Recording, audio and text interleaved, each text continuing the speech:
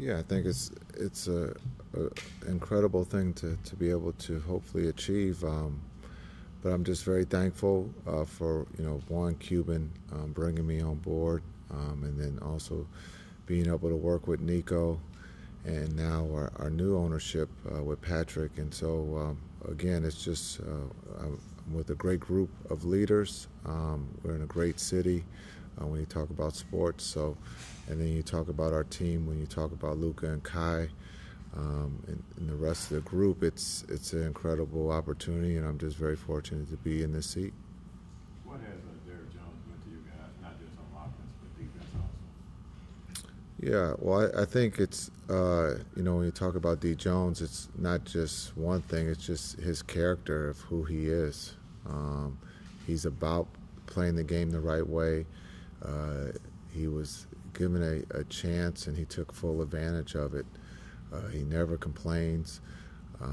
He does his job at a high level, and is really appreciative of the opportunity. And when you talk to him and you get to know him, I mean, he's very consistent with his messaging that he just wants to win and be a part of it. And he's definitely a part of it. He's definitely helped us win. And so we're very lucky to have him, no matter if he was signed first or last when it comes to free agency. He's become a big part of the Mavs culture. You'll talk about defense, but also he's shooting the three at a high clip. His athleticism, and we joked about it at the beginning of the season that now we can participate in the layup line. We have athletes who can dunk, and he's part of that athletic crew.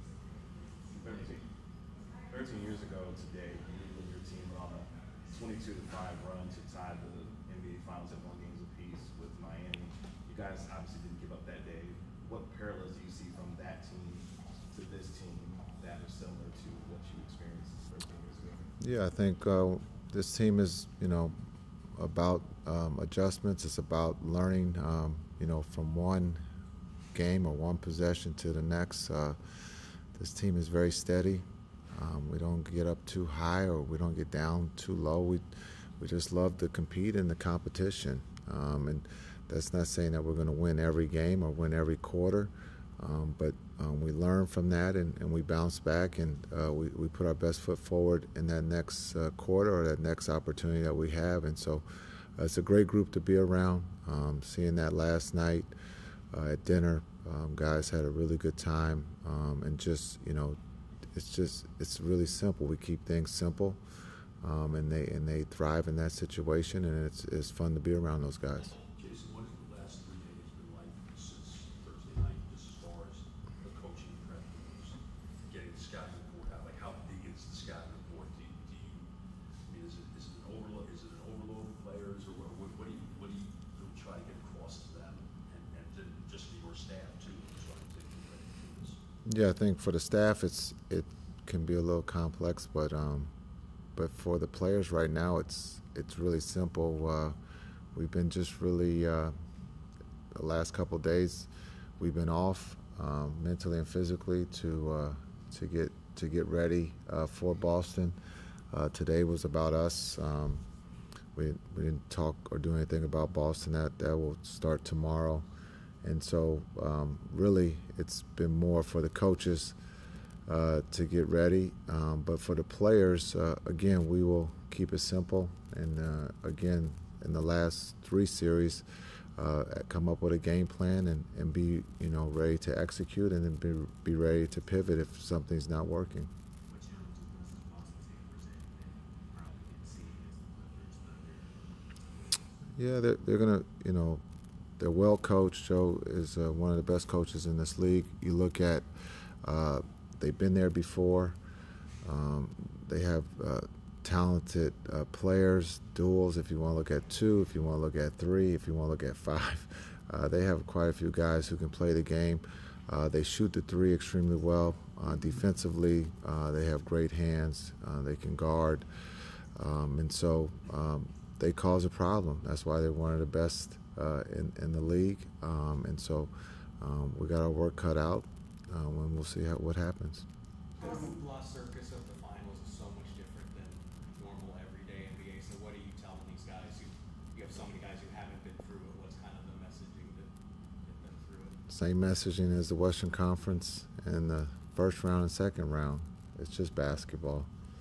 It's just more of you guys that have more opinions, but it's to enjoy it, because you're not guaranteed to be here every year. To understand that there's one goal, and that's to win a championship, and there's only 2 teams left, and we're one of them. And so to take pride in that, but to enjoy it, and to understand it's not going to be easy. This is the hardest thing to do, as much as we said the last round is the hardest thing.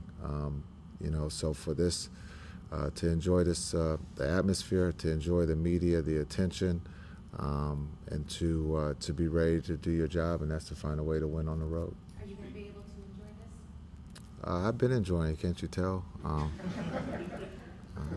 of us guys and gals, last April of last year, you had to answer some pretty tough questions from us for a variety of reasons. Is there any personal vindication for you in this run? No, you guys ask all the tough questions. These are tough questions. No, everybody has their right to their opinion. That's fair, and that's just, you guys are doing your job. As the head coach of the Mavs, I'm doing my job. There were tough questions last year, tough questions that will come from this series. I will give you the answer. Some will like it, some will not. But my job is to help these young men get paid, and also to find a way to win a championship. And I've done that since I was a player, and since I've been a coach. There's a lot of people who have gotten paid from just listening to what I've asked them to do as a player, and then also as a coach. So now we have an opportunity to win a championship. 2 out of the 3 years we've gone to the Western Conference Finals. Some would say that's pretty cool. Some will say that that's failure, but that's just the way it goes. You're not going to make everybody happy, but I know how to win.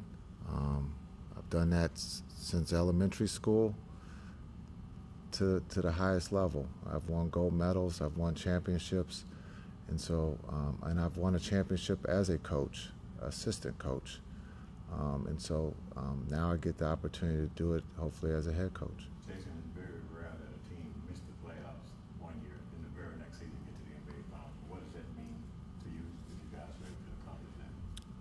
We had a plan. You guys just didn't know it. Yeah, we got D-Live and Omax. It's all right to fail. I said that before. It's how you fail. And we were in the lottery, and we got a piece that was huge in D-Live. And then we actually get another piece in Omax. And so it's all right. You can't win a championship every year. But how do you build a championship organization? Dallas hasn't been in that situation in a long time. And Nico and Patrick are doing that, and I'm just happy to be a part of it. But again, the first year I was here, we went to the Western Conference Finals. Hadn't been there in a long, long time, but we acted like we were there every year, but we weren't. But now we're starting to build something, and it's kind of fun to be a part of. And that doesn't mean you're going to win a championship every year. But if you can participate and play for one, that's fun. And that's what we're trying to build here. You played Boston twice this year. Did you put any stock in either one of those games at all? In the spring, or the totally different circumstances? Yeah, we definitely will watch them and see what they've done against us and what we've done to have success, and what didn't work. But just like I watched the preseason games of when we were in Abu Dhabi against Minnesota, 2 different teams. I thought Minnesota was really, really good then. I thought we were in a little trouble. But when you look at, with D-Live in Minnesota and Abu Dhabi and the growth that he had, and so the teams are different. Both teams have grown up. Both teams are playing great basketball at this point. So, but we will look at the tape and see what success they had against our defense, and if we had any success against their defense, and we'll try to see if we can get to that more than they can. You're the guy who sits in that chair and gets the accolades and also the arrows. What accolades? Well, I'm just joking. But you get a contract. So, but what you know, at the trade deadline, you guys pretty made your team in a large way. Yeah. It changed the way you guys play. I wonder if, in terms of the whole coaching staff working together, how much revamping was actually done? How much of that was, you know, how difficult was that, and how much credit should your staff be getting on as well? Yeah, I think the staff should get a lot of credit because they have worked extremely hard this year. We joked about it early in the season. Our defense was our offense. It was. We were playing offense at a high level, and we were scoring a lot of points. And then we made a roster change. The league made a roster change. Physicality is part of it, and we adapted to that, and we embraced the physical play, and we used it to our advantage, and that helped us. And so my staff works extremely hard, but again, they love coaching. They love improving the young players. The development sometimes will go unnoticed, but they spend a lot of hours in the gym and helping these young guys. You know, when you look at Hardy, Omax, you know, Lively, you know, being able to work, and then there's a trust factor that those guys have with the staff, that they trust what they're selling because they're doing it at a very high level. Jason, you mentioned Lively a few times. How is his development and impact throughout the course of the season? It seems like he's peaking right now. How is that compared to what maybe your reasonable expectations were when you drafted him, you know, in the lottery, but kind of as a project at that point? Yeah, I think when we got Lively, we felt that it was going to, you know, fill one of the holes that Luka was looking for. You know, a vertical guy. Had some similarities to Tyson when you talk not just his physical or his build, but his voice. You know, as a rookie, he talked a little bit more than normal, and so you could see the future of him being the anchor of the defense. The future just happened to come a lot faster after Abu Dhabi and Madrid. You could see that he wanted to be the sponge. He wanted that responsibility, and sometimes you know, young players will shy away from that, but he ran to it, and to be able to, you know, rim run. There's no plays called for him. He benefits from Luka and Kai getting downhill, and then on the defensive end, or take that back, offensively, missed shots, he's gotten some big offensive rebounds for us throughout the season. And so his growth of offense, understanding, you know, sometimes in AAU basketball, if a play isn't ran for you, you go into a different team. But for him, he just plays his role, does his job at a high level, and then defensively, being able to switch, guard on the perimeter, and then also protect the rim. And then, as we've always talked about, the only way you can have a good defense is by rebounding the ball, and he does that for us. And so I joked about, you know, Abu Dhabi trip. You know, it was an eye-opener for him going against Gobert and Towns and Reed. But you can see from that point to where he is today, there was a big jump, and we're happy that he made that jump. Jason, I know you mentioned just the way that the officiating changed, right? Yep. And difference in physicality. How have you guys been able to take advantage of that, and how have you seen that? Or is it even cranked up a little bit more in the playoffs in terms of how the game is being officiated or not being officiated? I mean, the first 3 or 4 minutes, you got to figure out, you know, what's being called, and then pivot from there. But the physicality, definitely, I think, after All-Star break, definitely was a little bit more of the touch foul went away. The defense had a fighting chance, and I think that's what the league was looking for, was not the score to be 150 to 160, but that it was a little bit more competitive and that the defense did have a chance to guard the offensive player. And I think that's where the physicality came back into play. Coach Kidd with Omax, he was on the practice floor today. Did he do everything, and could you see a return for him coming soon? Omax is working back from his injury. He did not participate in our practice. He did everything individually, but he's working extremely hard. And I don't know if he's going to participate in this finals, but he's doing better, and so we'll see. Finally, you brought up the switching. Where did that trust come from? How did you develop that trust that he was able and capable to, to switch on this longer guy? Something that for a lot of the regular season you were doing, you weren't asking him to do very often. Yeah, we had to fail first, and then to help him to understand what the smalls were going to try to do to him, and the coaching staff did a great job with that. And even though he's not officially on the coaching staff, but Tyson has done an incredible job with him. And so understanding Tyson's played in this league, came in as a 3, finished as a center.